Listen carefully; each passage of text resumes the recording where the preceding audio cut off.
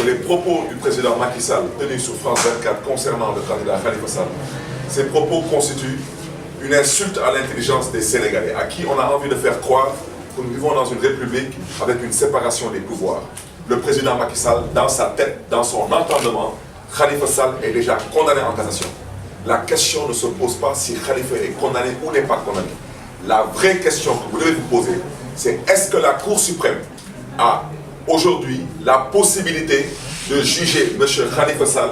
d'ici le dépôt de la caution et le dépôt de candidature? Je vous donne la réponse c'est non. Et M. Badio Camara m'entend, la réponse c'est non. Voilà.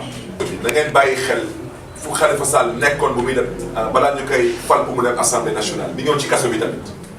ñun bu ñuy defal suñu liste ba jiital Khalifa Sall mu nekk tête de liste amoon na lu ñu namoon ci loolu te yàlla def na ko ci sant yàlla bu baax a baax mooy muy dem assemblée.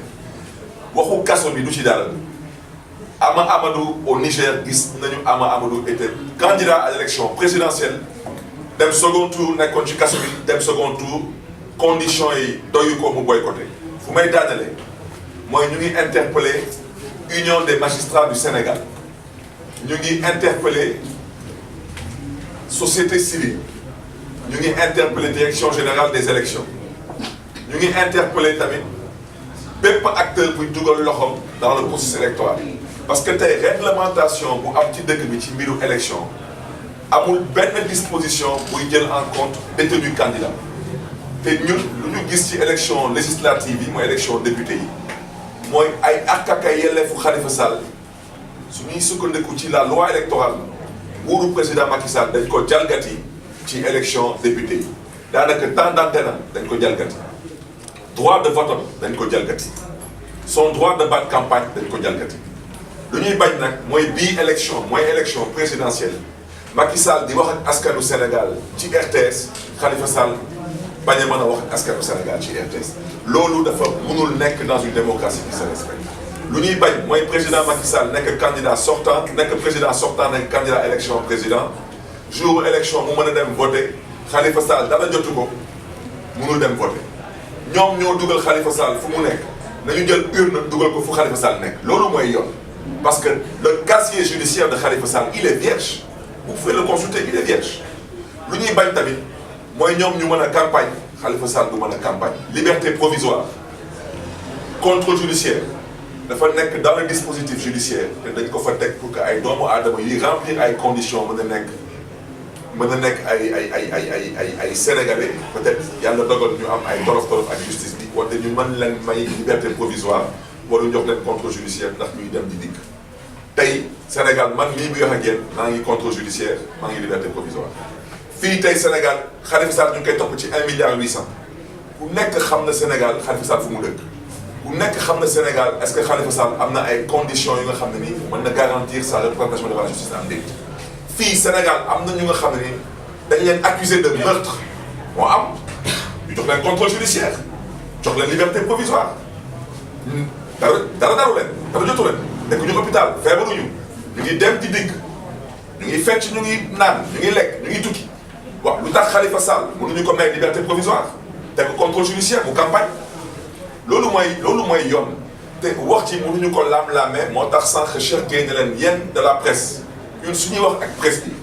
waxuñu ak ngeen xam ne ni yéen ak ñun miinante nañu parce que yéen xam ngeen bu baax a baax xataay dëkk bi xatee xam ngeen ko parce que fi ngeen dëkk fi ngeen di yeewoo wante ñu ñuy waxal xam nañ seen bopp may biir laa wax ci dama ne il y a des patrons de presse qui doivent comprendre que la presse peut pas être un mouvement de soutien au pouvoir mënul nekk la presse elle est là pour informer juste et vrai bu ñuy xeex Abdoulaye Wade balaa muy gestu opposition da doon gestu presse bi parce que la presse moo doon joxe la vraie information pour que le peuple puisse s'impliquer tey nag ñuy gis ay organes de presse nga xam ne ni on considère mën nañ juum te bëggoon nañ sax juum wante apparemment juumuñu parce que ay yeneen sénégalais ñu ngi wax lu ñuy wax te ay sénégalais ñu ngeen xam ne ni bokkuñu fenn ils sont de la société civile ils invitent à un traitement beaucoup plus équitable de l'information ñun mënuñu nangu tey lu président Macky Sall nam ma ci biiru Khalifa Sall mooy yàq xel yi di yàq xol yi pour que sénégalais yi mën a am xel ñaar est-ce que day nekk candidature bi est-ce que du nekk est-ce que day dem est-ce que du dem président Macky Sall moom dafa bëgg a gëmloo askan wi lu ngeen xam ne ni moom ci boppam gëmu ko moom xam na ni président Khalifa Sall dina bokk ci élection moom xam na ko wante lu mu bëgg mooy yàq xelu askan wi ndax suñu parrainage xaw a tax suuf wala yàq xelu askan wi pour que biir opposition yenn xel yi commencé yi dem beneen boor wala yu mel noonu ñun lu ñuy wax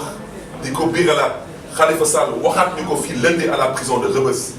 taxaw leen ci liggéey fan ngeen toll sur le projet de société suma projet de campagne fan ngeen ci toll projet bu ngeen xam ne dafa nar a sukkandiku sur les conclusions des assises nationales na ngeen ko yaatal na ngeen dem ci Sénégalais yi fépp fu ñu munti nekk biir Sénégal ak bitim réew na ngeen ci waxtaan ak Sénégalais yi bépp doomu Sénégal bu nga xam ne ni ëllëgu Sénégal ñor na la nga mën ci joxe sa xalaat loolu la ñuy woy une démarche inclusive et participative ngir ëllëg ku nekk mën a gis boppam ci taxawaayu Khalifa Sall ci doxalinu Khalifa Sall ci waxinu Khalifa Sall ak ci jëfinu Khalifa Sall donc loolu moo nekkoon kaddu yi mbokk yi ñun duñu ay gune yu ñuy nax te ñun ay kilifa lañu te duñu caaxaan suñu amoon la certitude que Khalifa Sall de bokk ci élection présidentielle nous n'allons pas perdre notre temps à vous convier à une conférence de presse Macky Sall ci boppam il sait très bien que dinañ bokk ci élection bi moom xam na ko lu ko dese nag mooy lu mu leen wax nii mooy di jalgati affaire yi téye carte électeur yi